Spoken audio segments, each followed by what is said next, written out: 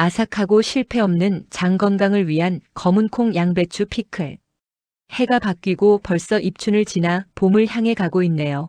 며칠 남지 않은 설 명절을 즐겁게 보내시고 환절기 건강 잘 챙기시기 바랍니다.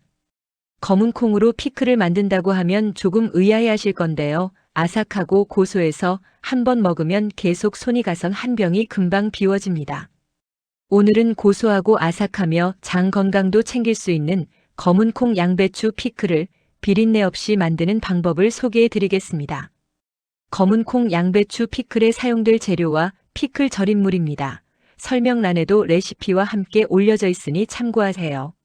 먼저 재료 준비를 시작하겠습니다. 검은콩 3컵을 깨끗이 세척한 다음 6시간 내지 8시간 정도 불려주고 그대로 냄비에 넣고 20에서 25분 삶아서 껍질이 터지지 않을 정도로 말랑하게 익으면 체에 받쳐 완전히 식혀서 준비하세요.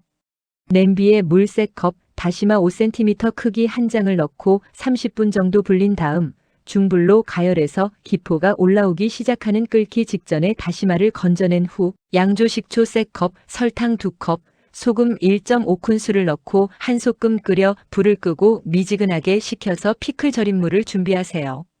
다시마는 요오드, 철분, 칼슘 보충과 후코이단 성분이 모발 성장에 관여합니다.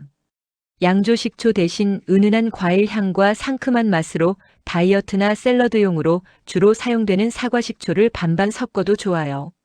설탕 대신 설탕과 맛이 가장 비슷하며 칼로리가 거의 없고 냉장 보관 시 결정화가 거의 없어 피클용으로 가장 안정적인 알룰로스를 2컵 정도를 사용해도 좋아요.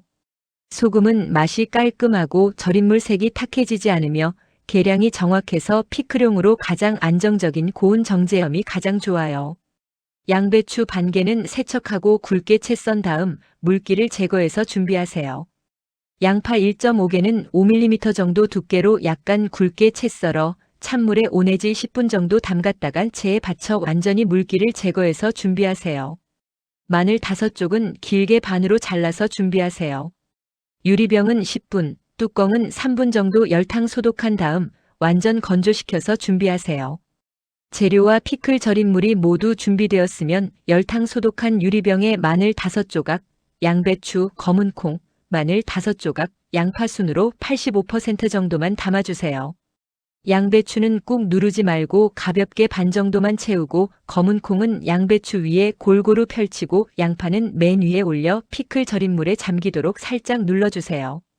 피클 절임물을 재료가 완전히 잠기도록 붓고 공기방울은 젓가락으로 제거하고 완전히 식힌 다음 뚜껑을 닫아주세요. 실온에서 2-3시간 숙성 후 냉장 보관하며 냉장 보관 1일 후부터 섭취가 가능하고 3일차가 가장 맛있습니다.